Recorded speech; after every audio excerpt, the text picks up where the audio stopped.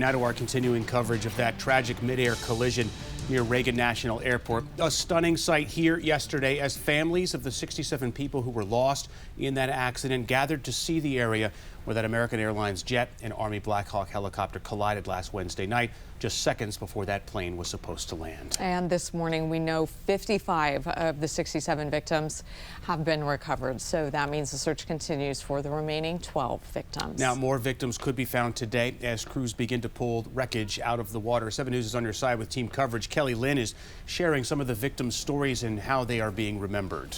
And we start with our John Gonzalez. He is live near the crash site where a giant crane is now in place to get that wreckage out of the water. John. That's right. Once there is daylight, we are told that heavy lifting will begin, Megan. And it's the same giant crane that was used in Baltimore during the Key Bridge collapse. So these two tragic catastrophes, local catastrophes, will now be linked forever. And the remains of 55 of the 67 victims not only found and recovered, but also identified, we are told. DC fire crews and NTSB investigators are getting prepared to lift that wreckage from the Potomac River this morning. It's still very early, but preliminary data shows conflicting readings about the altitudes of the jet and the Black Hawk on Wednesday night. It also appears the pilot of the plane tried to pull up right before the collision. A second before impact, there was a change in pitch, officials say, and there were 5 controllers on duty at the time of the crash. Army officials say the helicopter crew was highly experienced and familiar with congested skies here around D.C. Our goal is to really lift as much as we can, given the fact that we are also accounting for the human remains component. And then our goal is to then transfer those pieces of equipment over to a flatbed trailer that will now take it over to a designated hangar. And according to the FAA report obtained by the Associated Press, one controller was responsible for helicopter and plane traffic on Wednesday night, typically a duty designated for 2 employees. That, of course, will be part of the investigation. And again, once we have some daylight, that crane will begin to remove that plane from the water this morning. Frigid water. One of the divers, we are told, has already been sent to the hospital suffering from hypothermia. Reporting live, John Gonzalez, 7 News. Such dangerous but critical work. John, thank you. And we are learning more about the 67 people killed in the collision. Here are their pictures, and we've told you several of these victims were figure skaters, their parents, their coaches who were returning from a training camp, a very prestigious training camp, and also on board some friends returning from a hunting trip. Yeah, 7 News reporter Kelly Lynn is live for us at the Titanic Memorial in Southwest. That's not far from the crash site. So Kelly, people got together in Charles County last night to remember those who were lost in this crash.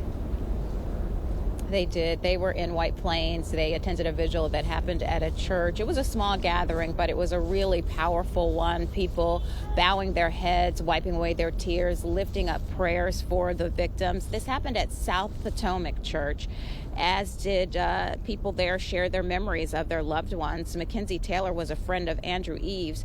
He was the Army helicopter pilot who was just 39 years old. He was just a joy. He was always very kind. He was very happy. Sorry. He was a really selfless person. He always was the first person to help. He was always there. It didn't matter what you needed, what time of day.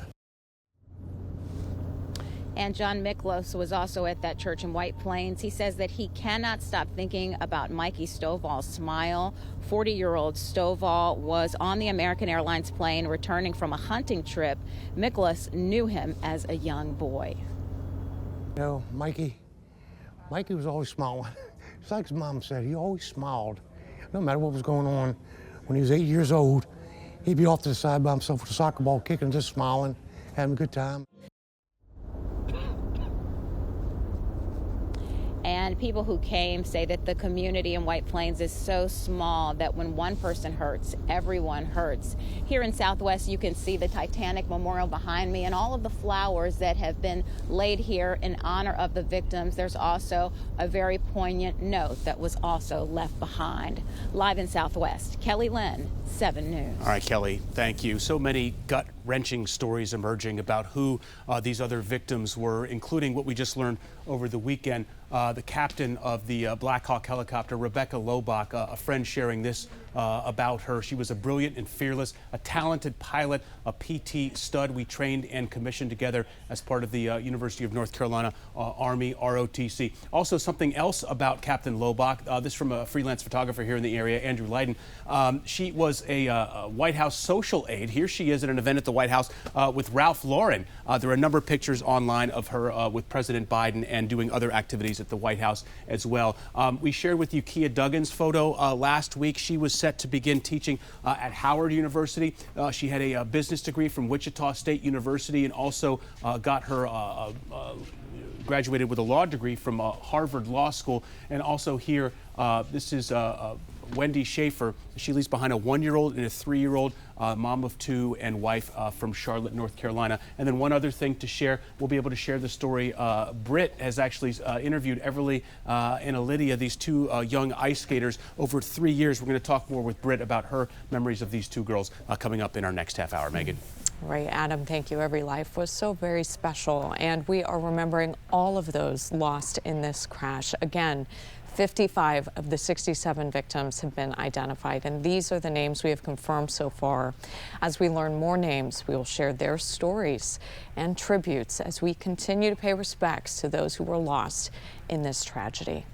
And stay with 7 News as we learn more about this midair collision and where this investigation heads next. Look for updates throughout the day, both on air, and we'll bring you those online at WJLA.com.